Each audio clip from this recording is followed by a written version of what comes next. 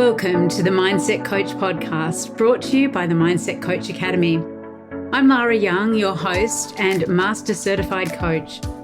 Whether you're a seasoned coach or just starting your coaching career, this podcast is your go-to resource for all things mindset, coaching, and personal development. Each week, we bring you expert insights, practical strategies, and inspirational stories to help you become the best coach you can be. Our guests range from leading industry professionals to successful mindset coaches who share their secrets for creating lasting change. Plus, I'll be answering your burning questions and sharing tips from our ICF and multi-accredited Mindset Coach certification program. So, if you're ready to elevate your coaching game, stay tuned and let's dive into today's episode.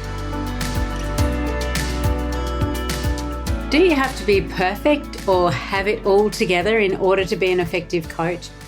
In this episode, I'm going to be answering a question that was asked by one of the coaches in our Mindset Coach Collective group.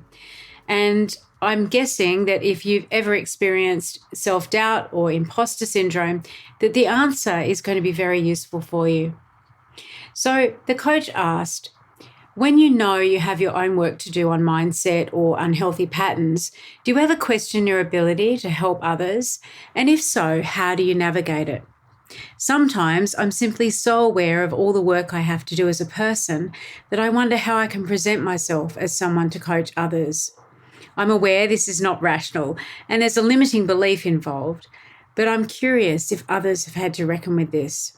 As I'm a lifelong learner, I'll always be working on my growth, but it does make me question under the "you can't give away what you don't have" line of thinking.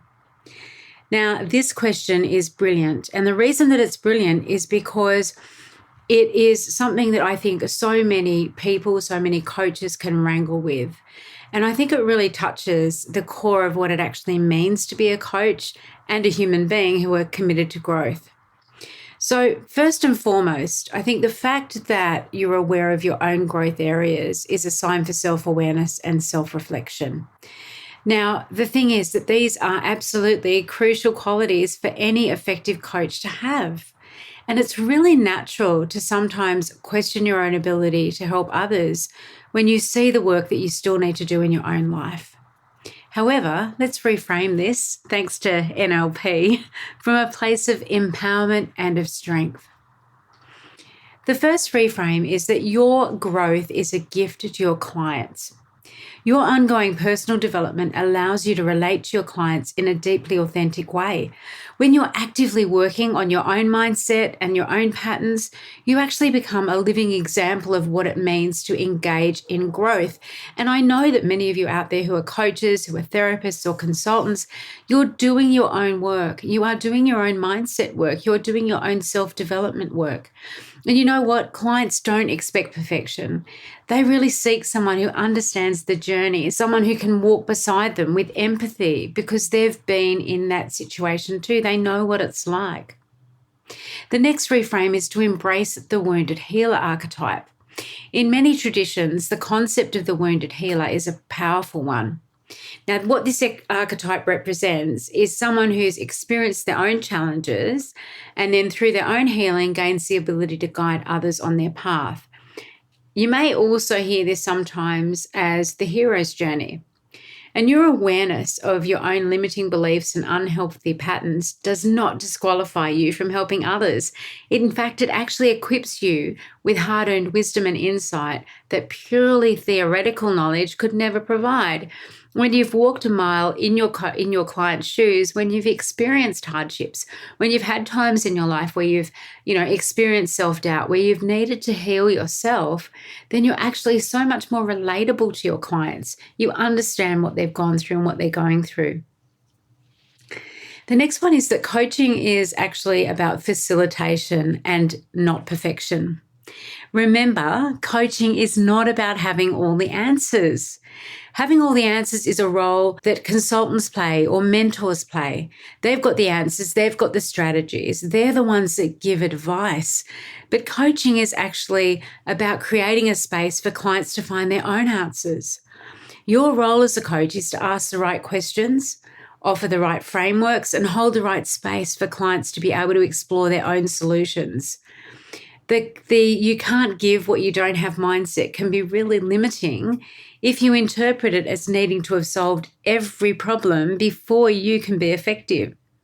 Instead, consider that what you give is your ability to facilitate, to listen deeply, and guide others on their own unique path, on their own unique journey.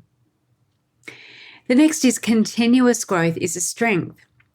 Lifelong learning is actually one of the most valuable assets that you can bring to your coaching practice. The very fact that you're constantly growing means that you're staying ahead of the curve, you're adapting and evolving alongside your clients. Rather than seeing your personal growth as a sign of inadequacy, see it as a testament to your commitment to excellence in your coaching practice. The next one is self-compassion and professional development.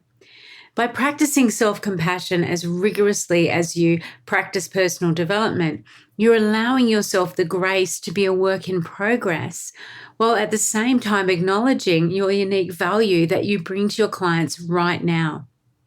Simultaneously, you can continue to invest in your professional development, whether that's through coaching supervision, mentorship, or further training, to ensure that your growth enhances your coaching practice.